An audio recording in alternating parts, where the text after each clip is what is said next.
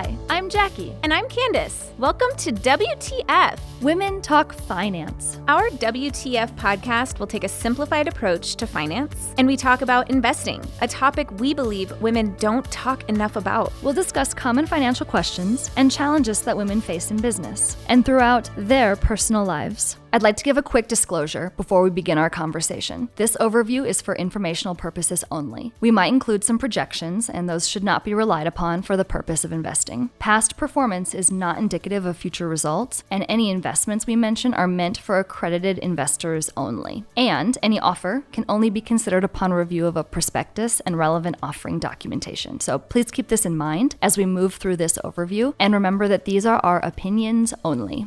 Well, on to another sunny episode. Welcome aboard. Buckle up, babies. We talked about gender lens investing and impact investing. And on the heels of that, I do think talking about investing after or during the COVID-19 pandemic is really timely.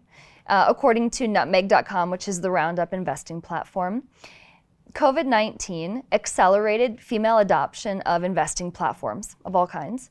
As lockdowns and social distancing measures loomed, more women acted quickly to prepare for the uncertainty. And this could include building their emergency savings, updating their financial plans, and evolving from their role traditionally as a saver to becoming an investor. Yeah, I mean, I think this is such an interesting topic and one that we've had conversations about before, but I'm really excited that we're diving into it today. And I'm really interested to hear what our listeners think about this topic, because I think we've got a lot to unpack here.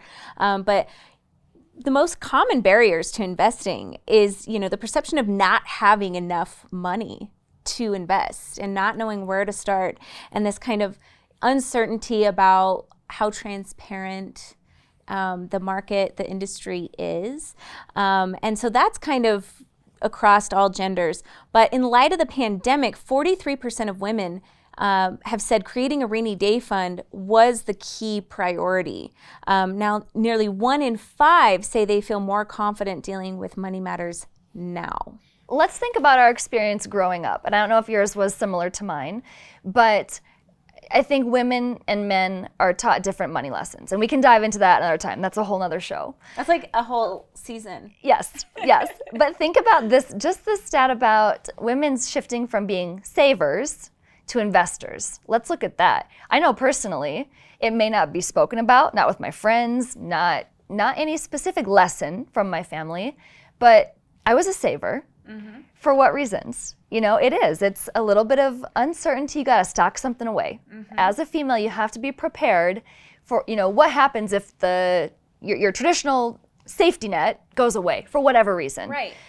With the bankruptcy cases and during, the recession, I saw a lot of 2-income households go down to 1. Right. Whether it was divorce, whether it was loss of job or a medical issue, whatever it was. That shakes a family's financial structure and can cause a lot of, families to fall apart. So as a woman, we can bring in the gender gap. If you're paid less and all of a sudden you're in a 1-income household where you were used to 2 and you have to support a family, devastating, right? Absolutely. I don't know about you, but I feel like as a young woman, even like a young girl, it was like, you better have your go bag. You better be ready to get out. GTFO. We as women just are trained though, like, you better have cash because you don't know, and you better be able to support yourself. Yep. Women are given different money lessons for sure. Yes. And I think the pandemic even more, right? Women need to be ready to take care of everything when everything falls apart. Like, it's on our shoulders. And so like, you got to be, we can't be playing fast and loose. And I think that's why we've historically been taught, especially as women, the lesson is to be a saver. You always put some away. You've got some away. If anything happens, you can take care of it. You can take care of business. And I mean, I think it's sad that something like COVID-19, nearly 1 in 5 say they're more confident dealing with money matters now, which just shows that women are ready to like jump in a crisis. And that seems like that's really what happened during COVID is that money became an issue for a lot of households. Well, and I'd love to have that conversation with a number of different people. Why? What triggered women from that category of being a saver into now, I want to be an investor? Now they're making the shift to investor. Yeah, why the pandemic? Why now? What caused that? And what are women looking at saying, now I'm ready to be an investor? Well, and I wonder if the messaging has shifted a bit too. I'm wondering if we're starting to shift some of that dialogue of women's role with money. I hope so. Because I'm thinking of women's roles with money in like the pop culture references, and we've kind of touched on it a little bit, is you're squirreling away money that your husband doesn't know about, that you're ready for anything, right? And I mean, the pop culture references are probably endless there, and I think that's what we both grew up with. And I'm also thinking that many of the investment commercials, investment dialogue in TV, radio, whatever, was mostly men. And I'm thinking recently it's shifted. I see more and more commercials that are women. Interesting. That are women investors, that are female led. I mean, even just look at what we do, right? It's female led. And so I wonder what about the crisis though? What about the pandemic made women make that? I'm ready. Yeah. I'm going to invest. I'm ready. This is a quote from the president of personal investing at Fidelity, Kathleen Murphy. She said, "The last 18 months have been extremely challenging, and for many women, it's driven historic levels of stress surrounding their finances, job security, and long-term savings.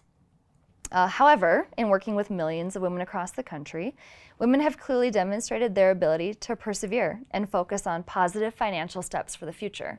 I love that. I think that's true. And I don't want to speak for both of us. You can probably identify some moments over the last 18 months where that's rung true for you. Same here. I think we can pinpoint different conversations we've had over the last 18 months at work and as friends that ring true for that. Absolutely. A lot of challenges, high stress in a number of areas, but around finances for sure. Uncertainty with, job stability. Uncertainty about our spouse's job stability. Uncertainty about how you're going to work and be a teacher. Oh, absolutely. Yeah. We had probably a lot more flexibility in our space than maybe others had. And so we kind of, not to be the women that have it all, so glamorous, but we were able to kind of balance a lot of those challenges. We were given resources to support, and I think we gave those resources to other women as well. Absolutely. Intentionally trying to invest in other women in that way. That has to be a recognition that we absolutely had the resources, the ability, the know-how. And so seeing that a lot of other women were making similar shifts and moves during this time, that's huge. I think that's huge growth too. In our last episode, we talked about some of the kind of back steps we've taken. I think that this is a step forward. This is a step in the right direction. I do too. I don't know about you, but there was, with all of the fear, with the pandemic and all the uncertainty and all the weirdness, right? Things just got weird. Out of that came a little bit of kind of confidence. Like, okay, this was bad, but also we're here, we got through it, we're managing, on we go. And there is a little bit of empowerment in that. Women are, nurturers. They do persevere. So if you've previously been a saver of your money as opposed to an investor, but you've made it through the pandemic now, it's like, okay, I can do this. We can do this, right?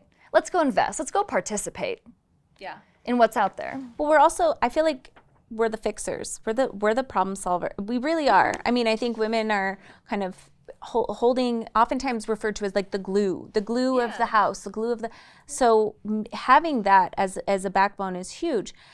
I also, I don't know how you feel about this, but for me, the pandemic was definitely, obviously weird. Not quite deja vu, but I'm sitting here going, okay, is this what life is just like? I came out of school, boom, recession. Things kind of normalized and we're getting good. boom, pandemic. So my thought process, I really think it's almost like probably depression era type grandparent of like, I'm ready for whatever is coming at me next, baby. Throw it at me, because we've ridden through. And so I know what I experienced here. I know what I experienced in the pandemic. I'm going to be ready for whatever's next, because apparently it's like 10 years and we're back in something. I love that mentality. No, that's interesting. I think I got so inundated with like the negative stuff. I was like, what's good, And so new opportunities were everywhere. My wiring or my mentality was like, I don't want to miss out.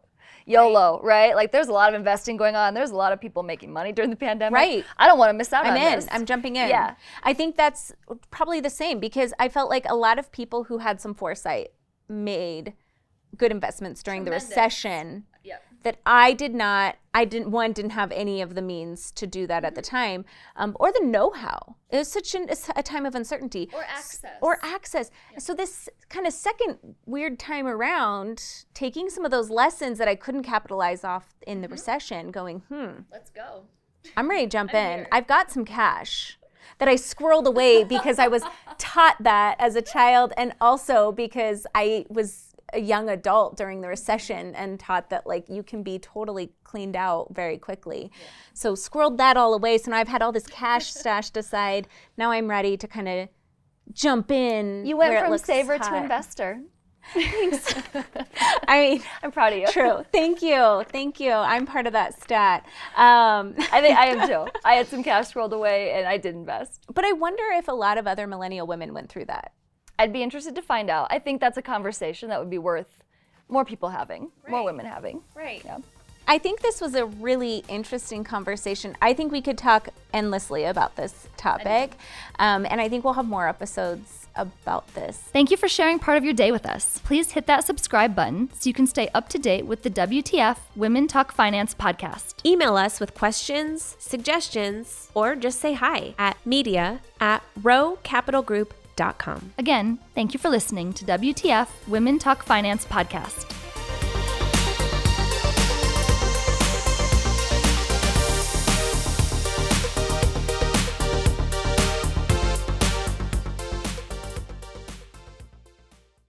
Interested in investing in cryptocurrency? It's a simple way to diversify your portfolio. But what about the impact that cryptocurrency mining has on the environment? We have a solution. It's called CryptoWell. CryptoWell uses eco-friendly technological infrastructure to generate power for cryptocurrency mining. Accredited investors go to RoweCapitalGroup.com to power your portfolio with sustainable crypto mining.